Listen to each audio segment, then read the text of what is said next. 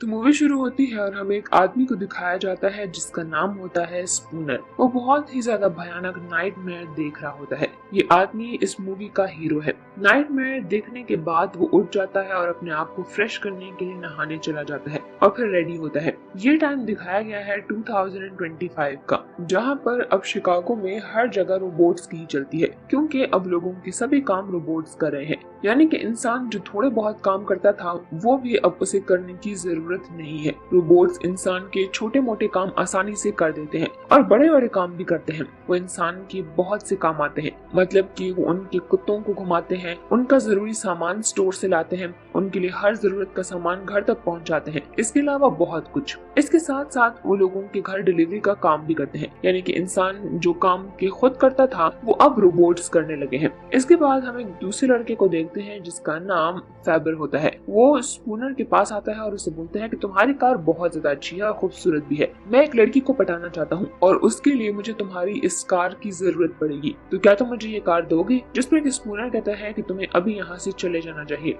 वरना तुम्हारे लिए अच्छा नहीं होगा, जिस पर वो वहाँ से चला जाता है। इसके बाद स्पूनर अपनी दादी से मिलने जाता है जिसका नाम जीजी होता है। उनकी दादी को शुरू से ही खाना बनाने का बहुत ज्यादा शौक होता है। वो उसके लिए एप्पल पाई बहुत अच्छा बनाती थी। आज भी दादी ने उसके लिए एप्पल पाई बनाया था। वो उसे बोलती है कि क्या तुम अब भी उन पुराने सपनों के बारे में सोचते हो? तुम अभी अपनी जिंदगी में आगे बढ़े हो या नहीं? लेकिन स्पूनर कहता है कि वो इंसिडेंट था ही ऐसा जिसको भुलाना मुमकिन नहीं है। इसके बाद वो अपनी दादी को बाय बोलकर वहाँ से जाने लगता है। रास्ते में उसे एक रोबोट किसी का पर्स अपने हाथ में लिए भागते हुए दिखाई देता है, तो वो भी उसका पीछा करने लगता है। लेकिन रोबोट की स्पीड बहुत ही ज्यादा होती है, तो इसीलिए वो इतना तेज नहीं भाग पाता। लेकिन एट द एंड वो उसे पकड़ ही लेता है। उसे लगता है कि रोबोट ने शायद यहाँ पर किसी का पर्स चुराया है, इसीलिए जब वो रोबोट को पकड़ता है तो उसके हाथ से वो पर्स भी गिर जाता है और उसके आगे खड़ी औरत उसे देख लेती है और वो स्पूनर को बहुत बुरा भला कहती है और फिर वो उस पर्स को उठाकर उसमें से इनहेलर निकालती है और इनहेल करने लगती है। स्पूनर उनको अपना कार्ड दिखाता है और उनको बोलता है कि मैं एक डिटेक्टिव हूँ, तो तुम्हें घबराने की जरूरत नहीं है। जिस पर वो औरत कहती है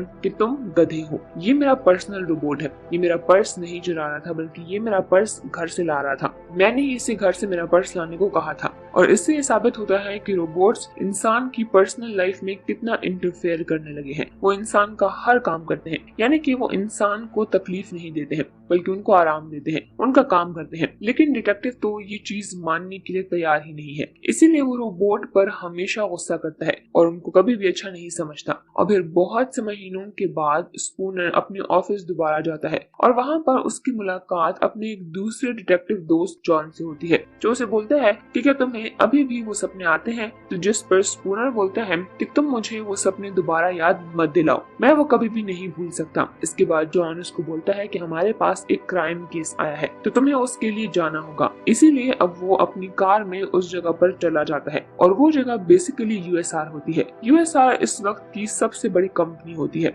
और वो मोस्टली रोबोट्स को बनाती है और फिर वो रोबोट्स इंसान के काम आते हैं। इसके बाद अब स्पूनर इस कंपनी के अंदर जाता है और वहाँ पर उसे एक आदमी की लाश मिलती है। ये आदमी इस कंपनी का को फाउंडर होता है मिस्टर डेविड। उसकी लाश के साथ उनको एक होलोग्राम डिवाइस भी मिलता है जिसमें मिस्टर डेविड ने उसके लिए एक पैगाम छोड़ा था। स्पूनर कुछ सवाल उनसे पूछ सकता था, तो इसीलिए वो उनसे कुछ सवाल पूछता है और इससे पहले कि वो कुछ और जवाब देते वो होलोग्राफिक डिवाइस बंद हो जाता है। असल में मिस्टर डेविड स्पूनर को कुछ ऐसा बताना चाहते थे जो कि वो किसी और को नहीं बताते। वो बस कुछ वक्त के लिए ही उनसे बात कर सकते थे और इन्वेस्टिगेशन टीम उस डिवाइस को अपने साथ ले जाती है। स्पूनर को कुछ तो गड़बड़ लगती है, इसीलिए वो इस कंपनी के सीईओ से मिलने के लिए जाता है जिनका नाम होता है रॉबर्टसन। वो उन्हें बताता है कि डॉक्टर डेविड कुछ दिनों से परेशान लग रहे थे, इसीलिए शायद उन्होंने अपनी जान 10वीं मंजिल से कूद कर ले ली। लेकिन स्पूनर को इस बात पर यकीन नहीं आता, क्योंकि वो कहता है कि इतना इंटेलिजेंट आदमी जिंदगी से तंग होकर अपनी जान कैसे ले सकता है, इसके पीछे जरूर कोई ना कोई रीजन होगा। तो रॉबर्टसन बोलता है कि क्यों ना आप इस कंपनी के को फाउंडर से मिल पाए। वो एक लेडी होती है और उसका नाम कैल्विन होता है। वो कैल्विन के साथ 10th फ्लोर पर पहुंच जाता है। वहां पर पहुंचकर वो देखता है कि ये मिरर तो फाइबर ग्लास का बना हुआ है। वो चेयर को उठाता है और उस पर उसे फेंकता है, जिस पर कि कैल्विन बोलती है कि तुम क्या कर रहे हो? तो स्पूनर बोलता है कि ये तो फाइबर ग्लास है, इसको तोड़ना इतना आसान नहीं है। तो फिर एक बूढ़ा आदमी अपनी जान यहाँ से कूद कर कैसे ले सकता है? जरूर इधर कुछ तो गड़बड़ है, तो मुझे सारे कैमरास चेक करवाओ। जिस पर कि कैल्विन उसे एक जगह ले जाती है जहाँ पर सारे कैमरास की एक सिक्योरिटी होती है जिसको एक सिस्टम कंट्रोल करता है और इस सिस्टम का नाम है विकी। विकी एब्रिविएशन है वर्चुअल इंटेलेक्चुअल नॉलेज इंटेलिजेंस की। विकी का मतलब ये है यहाँ की सारी सिक्योरिटी वो कंट्रोल करती है और यहाँ पर होने वाली जितने भी वाकयात हैं उन सबको वो संभालती है। यहाँ पर आने जाने वाले तमाम लोगों की इंफॉर्मेशन भी वो रखती है। स्पूनर विकी को बोलता है कि मुझे डॉक्टर डेविड के कमरे की कैमरा स्कोर चेक करवा दो कि कौन वहाँ पर आया था और कौन वहाँ पर नहीं, जिसके बाद उन्हें पता चलता है कि उनके रूम में तो कोई भी नहीं आया। मतलब कि जो भी कातिल है उसने बहुत ही ज्यादा चालाकी से उनका मर्डर किया और लगता है कि वो अभी भी रूम में ही है और अंदर मौजूद है, तो इसीलिए वो लोग डॉक्टर डेविड के रूम में चले जाते हैं। अंदर जाने के बाद उनको बहुत सारे रोबोट्स मिलते हैं। कैल्विन उन्हें बोलती है कि रोबोट्स कभी भी किसी को नुकसान नहीं पहुंचा सकते हैं, इंसान का वो हमेशा भला चाहते हैं। हमारी कंपनी 3 रूल्स पर काम करती है। रूल नंबर 1 कि कोई भी रोबोट किसी भी इंसान को नुकसान नहीं पहुंचा सकता। रूल नंबर 2 कि इंसान का दिया हुआ हर काम रोबोट को करना पड़ेगा, लेकिन इसके लिए रोबोट को कानून को हाथ में नहीं लेना पड़ेगा। और रूल नंबर 3 कि रोबोट अपना सेल्फ डिफेंस तो कर सकता है, लेकिन इसके लिए वो इंसान का नुकसान नहीं पहुंचाएगा और वो इंसान का हमेशा काम करेगा, यानी कि वो कभी भी रूल नंबर 1 और रूल नंबर 2 को तोड़ नहीं सकता। डॉक्टर कैल्विन बोलती है कि अगर इस वक्त यहाँ पर कोई खतरनाक इंसान मौजूद है तो वो तुम हो, क्योंकि रोबोट किसी को नुकसान नहीं पहुंचा सकते। डिटेक्टिव स्पूनर कोई ऐसे डिटेक्टिव तो नहीं था कि वो आराम से बैठ जाए, और वो इतनी आसानी से मानने वाला नहीं था कि डॉक्टर डेविड ने सुसाइड किया है। तभी उसे वहाँ पर एक रोबोट मिलता है जो कि अपनी आंखें खोल लेता है और डिटेक्टिव स्पूनर की गन लेकर उस पर पॉइंट कर लेता है। डॉक्टर कैल्विन उस रोबोट को डीएक्टिवेट होने के ऑर्डर देती है, मगर वो डीएक्टिवेट नहीं होता और वहाँ से भाग जाता है। इस सब के बीच में डिटेक्टिव स्पूनर उस रोबोट के पांव पर एक गन से शूट कर देता है, जिसकी वजह से वो जख्मी हो जाता है और उसकी बॉडी में से कुछ लिक्विड भी बाहर आता है। और जब स्पूनर और कैल्विन बाहर आते हैं तो वहाँ पर उनको वही लिक्विड नजर आता है, जिससे कि उनको पता चलता है कि रोबोट जरूर जख्मी होगा। स्पूनर कैल्विन को बोलता है कि रोबोट अपने आप को ठीक करने कहाँ जाते हैं, उन्हें कहाँ लेकर जाया जाता है। तो यहाँ पर वो बताती है कि वो यहाँ पर ऑटोमेटिक सिस्टम कंपनी में जाते हैं और वहाँ खुद को ठीक करते हैं, इसीलिए हमें भी वहाँ पर जाना होगा। और ये लोग वहाँ पर जाते हैं। तो कैल्विन बोलती है कि ये कंपनी एक वक्त में 1000 रोबोट्स को ठीक कर सकती है, लेकिन अब जब मैंने यहाँ पर स्कैन किया है तो मुझे पता चला है कि यहाँ 1000 नहीं बल्कि 1001 रोबोट्स हैं, यानी कि वो रोबोट यहीं आया है। इसीलिए स्पूनर उसको चेक करता है और यहाँ पर पकड़े जाने के डर से वो रोबोट खुद ही स्पूनर को पंच मारकर उसे पीछे फेंक देता है। लेकिन इसी सब के बीच में स्पूनर ने हेडक्वार्टर को भी इन्फॉर्म कर दिया था, इसीलिए जब वो रोबोट बाहर भागने की कोशिश करता है तो वो टीम बाहर खड़ी होती है और वो लोग उसे हर तरफ से पकड़ लेते हैं। अब स्पूनर अपने फ्रेंड जॉन को बोलता है कि मुझे उस रोबोट से बात करनी होगी, क्योंकि अगर इन रोबोट्स का रूल है कि ये इंसान को नुकसान नहीं पहुंचा सकते तो फिर इसने डॉक्टर डेविड की जान क्यों ली, ये बात क्या है। फिर इस पर जॉन बोलता है कि ये यूएसआर का पर्सनल मैटर है और हमें इसमें इंटरफेयर नहीं करना चाहिए। इसमें काफी बड़े बड़े लोग इन्वॉल्व हैं, जिनका कहना है कि इस रोबोट में खराबी आ गई है जिसकी वजह से इसने सब कुछ किया है। लेकिन स्पूनर बोलता है कि तुम मुझे 5 मिनट दो, और उसके बाद वो उस रोबोट को आंख मारकर उससे बात करने जाता है। रोबोट उसे बोलता है कि तुमने ये क्या किया। तो स्पूनर बोलता है कि ये ट्रस्ट करने की एक निशानी है, लेकिन तुम इसको नहीं समझ पाओगे क्योंकि तुम तो एक रोबोट हो। वो बोलता है कि नहीं, मैं एक रोबोट नहीं हूँ, मेरा नाम सनी है। स्पूनर कहता है कि वाकई तुम्हारा नाम भी है। रोबोट बोलता है कि मेरा सिर्फ नाम ही नहीं है बल्कि मैं इंसान की तरह सोच भी सकता हूँ और मेरे अंदर फीलिंग्स भी है। स्पूनर सनी से पूछता है कि तुमने डॉक्टर डेविड को क्यों मारा। तो सनी बोलता है कि मैंने उनको नहीं मारा। स्पूनर फिर से उसे पूछता है कि तुमने ऐसा क्यों किया। तो इस पर सनी बोलता है कि मैंने बोल दिया ना कि मैंने उनको नहीं मारा। स्पूनर बोलता है कि ये तुम्हारा गुस्सा है, शायद उस वक्त भी तुम्हें गुस्सा आया होगा जिसकी वजह से तुमने डॉक्टर डेविड की जान ले ली। सनी बोलता है कि मैंने एक ड्रीम देखा था। अब स्पूनर उससे इस ड्रीम के बारे में जानने की कोशिश करता है कि आखिर उसने क्या देखा था और उसने डॉक्टर डेविड की जान क्यों ली थी। लेकिन तभी वहाँ पर रॉबर्टसन आ जाता है और वो उसको बोलता है कि हमें इस रोबोट को ले जाना होगा ताकि उसको हम ठीक करवा सके। इसीलिए अब स्पूनर को इस केस को दोबारा से छोड़ना पड़ता है और वो बहुत थक हार कर एक बियर बार में जाता है अपने फ्रेंड जॉन के साथ बात करने। जॉन से बोलता है कि मैं तुम्हें एक मशवरा दूंगा कि तुम्हें सब कुछ छोड़कर छुट्टियों पर चले जाओ, क्योंकि रोबोट्स के साथ तुम्हारा पास्ट अच्छा नहीं रहा है और अब भी रोबोट्स ही तुम्हारे सामने आ रहे हैं, तो क्यों ना तुम घर चले जाओ। स्पूनर समझ गया था कि इस केस में कोई ना कोई तो गड़बड़ है, इसलिए वो डॉक्टर डेविड के घर में चला जाता है। यूएसआर का सीईओ रॉबर्टसन ये नहीं चाहता था कि डॉक्टर डेविड के मरने के बाद उनके घर भी उनके एरिया में न आए, तो इसीलिए उसने उनके घर को तबाह करने के लिए वहाँ पर एक रोबोट को एक्टिवेट कर लिया था, जो कि सुबह 8 बजे उनके घर को तोड़ने वाला था। लेकिन फिर भी स्पूनर कुछ भी करके घर में चला जाता है और वहाँ की चेकिंग करने लगता है। उसे वहाँ पर एक बिल्ली भी नजर आती है और उसे भी पता चलता है कि डॉक्टर केल्विन डॉक्टर डेविड की बेटी है। लेकिन तभी वहाँ पर एक कैमरे उसे डिटेक्ट कर लेते हैं और उन्हें पता चलता है कि स्पूनर उनके घर में है। इसीलिए बाहर जो रोबोट एक्टिव हुआ था वो सुबह 8 बजे की बजाय शाम 8 बजे का टाइमर लगा लेता है और घर को तबाह करने लगता है। लेकिन स्पूनर जैसे तैसे करके खुद को बचा लेता है। इसके बाद अब वो डॉक्टर केल्विन के पास आता है और उसे बोलता है कि मुझ पर रोबोट ने हमला किया है। डॉक्टर केल्विन बोलती है कि तुम्हारा मतलब क्या है, तुम उनके पीछे क्यों पड़े हो, क्योंकि आज तक रोबोट्स ने कोई गलत काम नहीं किया है और ना किसी की जान ली है और ना उनके बारे में कोई क्राइम केस रिपोर्ट हुआ है, और तुम्हारी प्रॉब्लम क्या है। स्पूनर बताता है कि एक रात एक ट्रक ड्राइवर ड्राइव करते करते सो गया और उसका एक्सीडेंट 2 कार से हो गया। उसमें से एक कार मेरी थी और दूसरी कार एक फैमिली की थी। उस दूसरी कार में एक छोटी बच्ची थी। हमारी गाड़ियां पानी में जाकर गिर गई थी और हमारी गाड़ी स्टक हो गई थी। उनके दरवाजे और शीशे भी नहीं खुल रहे थे। वहाँ पर एक रोबोट जा रहा था और वो रोबोट मेरी मदद करने के लिए आया। उस रोबोट को मैंने बोला भी कि तुम इस बच्ची को बचाओ, लेकिन उसने फिर भी मेरी जान बचाई और उस बच्ची को वहाँ पर मरने दिया। उस रोबोट ने ऐसा इसलिए किया था क्योंकि उसकी डिवाइस ने उसे ये बताया था कि इस आदमी के मरने के चांसेस इस बच्ची से कम है, इसीलिए उसने मेरी जान बचाई। उस बच्ची के बचने के चांसेस 17% और मेरे 57% थे, इसीलिए उसने उस बच्ची को बचाने के बजाय मेरी जान बचाई। मैं अपनी जान खुद भी बचा सकता था, तो मैंने रोबोट को उस बच्ची को बचाने को कहा, लेकिन फिर भी रोबोट ने मेरी जान बचाई। इसका मतलब है कि रोबोट भी अपने सिस्टम पर ही वर्क करता है, यानी कि उनकी नजर में किसी की जान जाना कोई मायने नहीं रखता है।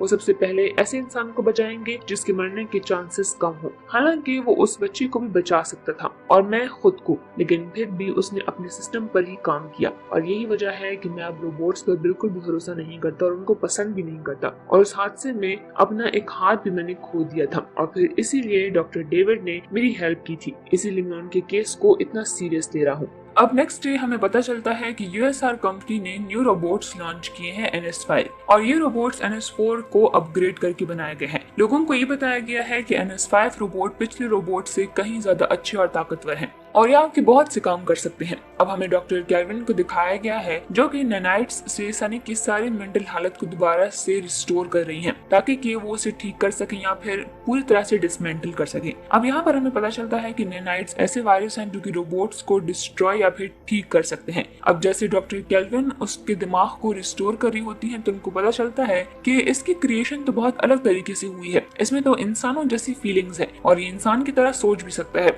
इनको ये पता चलता है कि डॉक्टर डेविड ने इसको बिल्कुल ही अलग तरीके से बनाया था, सब रोबोट से बिल्कुल अलग। दूसरी तरफ रॉबर्टसन को ये पता चलता है कि स्पूनर उसकी पर्सनल लाइफ में इंटरफेयर कर रहा है क्योंकि स्पूनर को रॉबर्टसन पर शक था, इसीलिए वो उसका डेटा विकी से मांगता है। लेकिन विकी तो उससे भी ज्यादा इंटेलिजेंट थी, वो ये सारी बात रॉबर्टसन को पहले से ही बता देती है। अब तो रॉबर्टसन को सब कुछ पता चल जाता है और वो कहता है कि ये तो मेरा पर्सनल मैटर है, इसमें वो इंटरफेयर कर रहा है, इसीलिए अब वो अपने सारे रोबोट्स को स्पूनर को मारने के लिए भेज देता है। वहाँ पर वो बहुत सारे NS5 रोबोट्स को भेजता है जो कि बहुत ही बुरी तरीके से उसकी कार को तोड़ देते हैं, लेकिन स्पूनर भी काफी बहादुरी से अपनी कार को तेज तेज गोल गोल घुमाता है जिससे वो सारे रोबोट्स अपनी ही ट्रक से मर जाते हैं, जिससे कि उसकी कार का एक्सीडेंट भी हो जाता है और उसकी कार एक बिल्डिंग में घुस जाती है। लेकिन उन NS5 रोबोट्स ने अभी भी उसका पीछा नहीं छोड़ा था, इसीलिए उन NS5 रोबोट्स में से एक रोबोट आता है और उससे लड़ने लगता है। लेकिन यहाँ पर हमें स्टोरी में ये ट्विस्ट दिखाई देता है कि स्पूनर का हैंड बायोमैकेनिकल था, इसीलिए वो बहुत ही ज्यादा बहादुरी से उससे लड़ने लगता है और उसको वहीं पर मार देता है।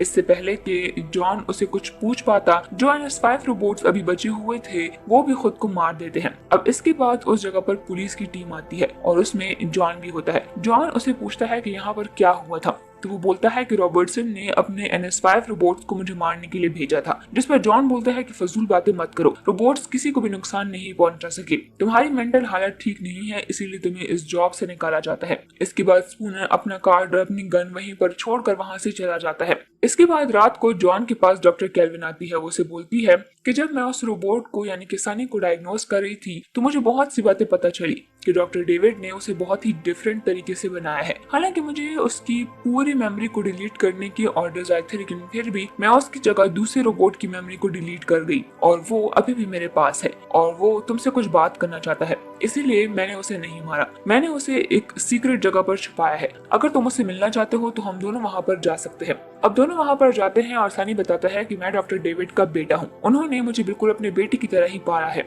मुझ में इंसानी सोच थी और फीलिंग्स भी दी गई, लेकिन मुझे एक सपना आता है जिससे कि मैं बहुत ही ज्यादा परेशान हूँ और वो मुझे बार बार आता है। इसके बाद वो एक पेज पर अपना सपना ड्रॉ करने लगता है और वो स्पूनर को दिखाता है। उस ड्राइंग में एक ब्रिज होता है जिस पर कि कोई खड़ा होता है, उसके नीचे बाकी सारे रोबोट्स होते हैं। सनी कहता है कि मुझे समझ नहीं आ रही कि उस ब्रिज के ऊपर जो खड़ा है वो इंसान मैं हूँ या तुम। डॉक्टर डेविड की मौत भी इसी ड्रीम से कहीं न कहीं पर जुड़ी हुई है, इसीलिए अब स्पूनर इस चीज की इन्वेस्टिगेशन के लिए ग्रेवयार्ड जाता है। डॉक्टर डेविड की ग्रेवयार्ड पर, यह ग्रेवयार्ड उसी जगह पर होती है जहाँ पर वो ब्रिज बना हुआ था और ये वही ब्रिज था जो सनी के ड्रीम में नजर आता है। इसके बाद अब स्पूनर वो होलोग्राफिक डिवाइस को एक्टिव कर देता है और उसके सामने डॉक्टर डेविड आ जाते हैं। वो उनसे पूछते हैं कि आपकी डेथ कैसे हुई और इस सब के पीछे क्या राज है, जिसमें कि डॉक्टर डेविड बोलते हैं कि मैं बहुत ही ज्यादा परेशान हो गया था, मैं स्ट्रेस में चला गया था क्योंकि अब सब रोबोट्स इंसानों की तरह सोचने लगे हैं और उन लोगों ने अपने ही लॉ बना दिए हैं और वो रूल ये है कि इंसान अपनी फितरत कभी भी बदल सकता है।